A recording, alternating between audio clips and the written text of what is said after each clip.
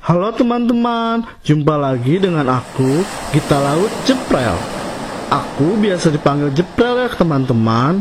Nah, kali ini Jeprel akan mengajak teman-teman semua untuk melihat masalah yang ada di pesisir laut kita, yaitu tentang pencemaran.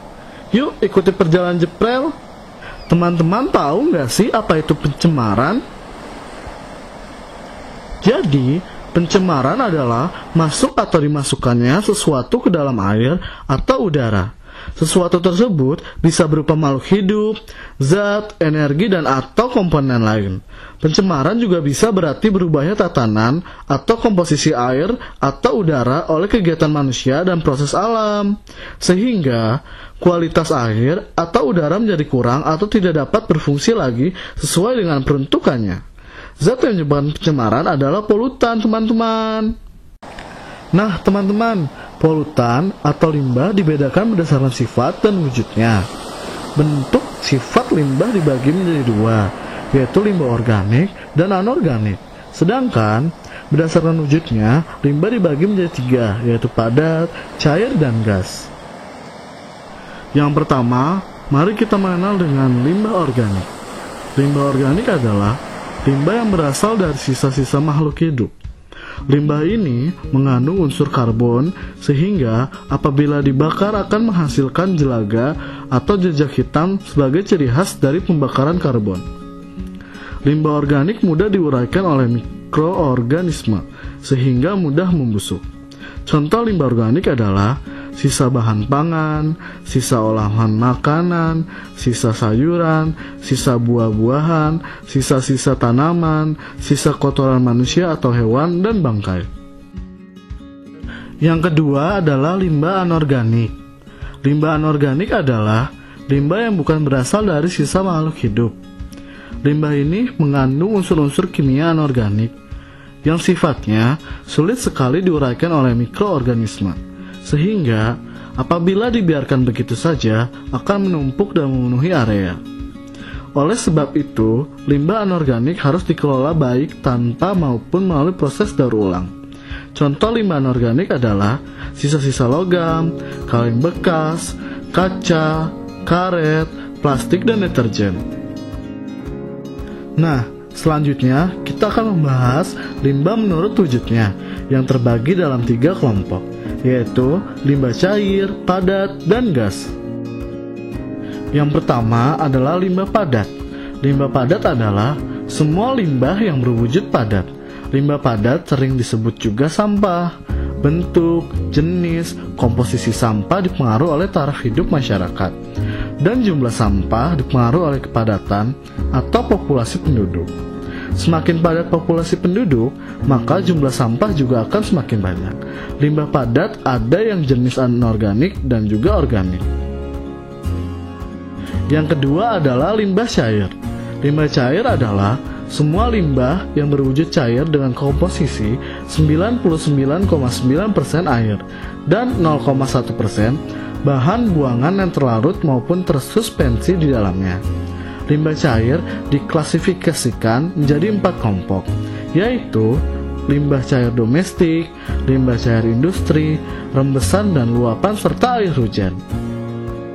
Limbah cair domestik adalah limbah cair yang dihasilkan dari kegiatan rumah tangga, restoran, penginapan, mal, dan pemukiman. Contohnya adalah air bekas cucian pakaian atau peralatan makan, air bekas mandi, tinja, sisa makanan berwujud cair. Limbah cair industri adalah limbah cair hasil buangan industri.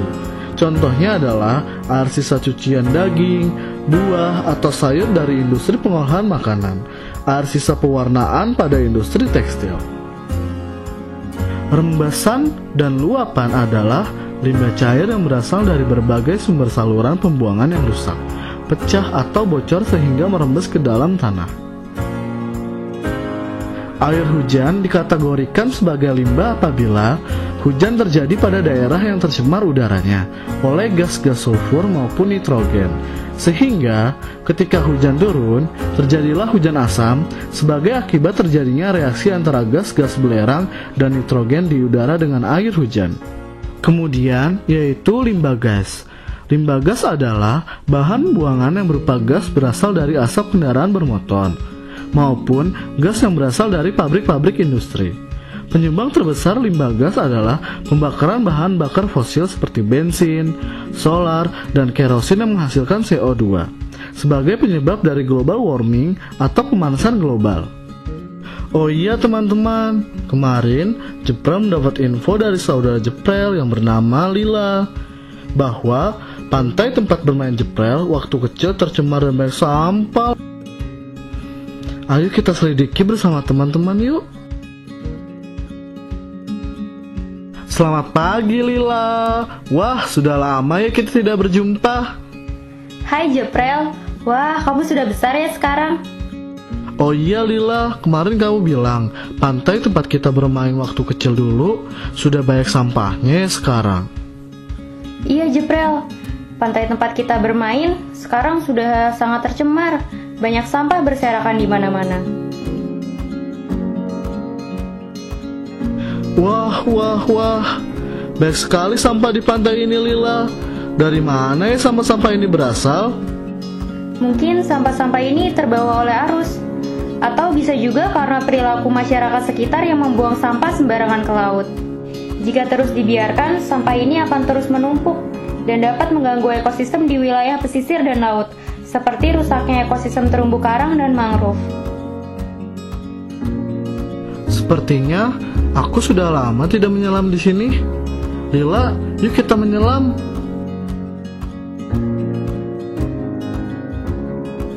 Lihat, ada ikan. Yuk kita ke sana. Tolong aku.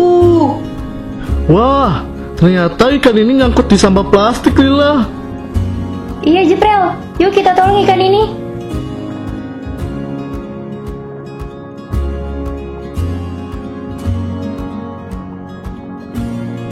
Terima kasih, kalian sudah membantuku keluar dari sampah plastik ini.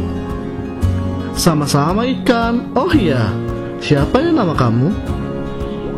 Namaku Viro, si ikan gobi yang selalu semangat berapi-api. Hampir saja semangatku ini hilang akibat terjebak dalam sampah plastik tersebut. Kok bisa sih? Bagaimana ceritanya kamu bisa terjebak di sampah plastik, Viro? Ketika aku sedang asik berenang, tiba-tiba aku terperangkap di dalam sampah plastik yang berwarna transparan itu. Oh, begitu ya Viro. Lain kali kamu harus lebih hati-hati ya. Jangan sampai terperangkap oleh sampah-sampah itu lagi. Makanya, kalian jangan buang sampah sembarangan ya. Iya Viro, kami akan mengingatkan teman-teman kami untuk tidak membuang sampah sembarangan. Iya, kalian harus segera menangani masalah ini karena dampak dari sampah ini sudah menyebar di mana-mana. Rumah Viro, yaitu ekosistem terumbu karang, sekarang juga banyak yang rusak akibat tertutup sampah dan limbah-limbah lainnya. Wah, kita harus berbuat sesuatu Jeprel untuk menangani masalah ini. Kalau begitu, kamu besok ikut aku mengikuti program Sekolah Pantai Indonesia ya Lila. Oke, siap Jeprel. Yang harus kita lakukan yaitu prinsip 4A. Amati, analisa, ajarkan, dan aksi. Langkah awal kita amati dulu jenis sampah yang banyak dijumpai di pantai dan laut kita. Pengamatan kita bisa lakukan dengan cara kegiatan bersih sampah. Jika kita menemukan peristiwa-peristiwa yang luar biasa, seperti menemukan gumpalan minyak hitam atau ikan yang banyak mati, bisa kita dokumentasikan dan ambil sampelnya loh. Dari sampah yang berhasil kita kumpulkan, kita pilah dan kemudian kita identifikasi jenis sampah apa saja yang berhasil kita kumpulkan. Hitung berat dan jumlahnya juga ya. Dari hasil mengamati tersebut, lalu kita mulai menganalisa. Kita cari penyebab banyaknya sampah. Kita cari sumber dari setiap jenis sampah tersebut, khususnya yang paling banyak yang kita kumpulkan dan kita temui. Langkah berikutnya adalah ajarkan. Hasil analisa dari jenis sampah dan sumber dari sampah tersebut bisa kita sampaikan kepada anggota masyarakat yang lebih luas melalui berbagai macam cara dan media. Harapan dari tahap ini adalah memberikan informasi kepada masyarakat yang lebih luas dan mengajak mereka untuk berkontribusi pada isu pencemaran lingkungan, khususnya yang ada di pantai. Karena akan sia-sia jika kita melakukan kegiatan bersih pantai namun sumber sampah tidak kita cegah, karena sampah akan selalu ada. Pada tahap aksi, kita bisa memasang papan himbauan untuk mengurangi sampah, kegiatan bank sampah, daur ulang sampah, dan sebagainya berdasarkan dari hasil analisa yang kita dapat. Yang perlu kalian tahu teman-teman, sampah itu membutuhkan waktu yang lama untuk dapat terurai di alam. Berikut ini penjelasannya loh teman-teman. Sebelum kita melakukan pengamatan, ada beberapa peralatan yang perlu kita siapkan. Yang pertama adalah sarung tangan karet atau plastik dan sarung tangan kain. Kedua sarung tangan ini berfungsi untuk mengurangi peluang kita terkontaminasi dari bakteri dan cairan berbahaya. Yang kedua yaitu wadah untuk mengumpulkan sampah. Wadah ini bisa berupa karung bekas atau plastik sampah. Ketiga yaitu alat pengukur berat atau timbangan yang digunakan untuk menghitung berat dari sampah yang berhasil dikumpulkan berdasarkan jenis. Yang keempat yaitu lembar formulir. Nah teman-teman semuanya sudah tahu kan bahayanya buang sampah sembarangan?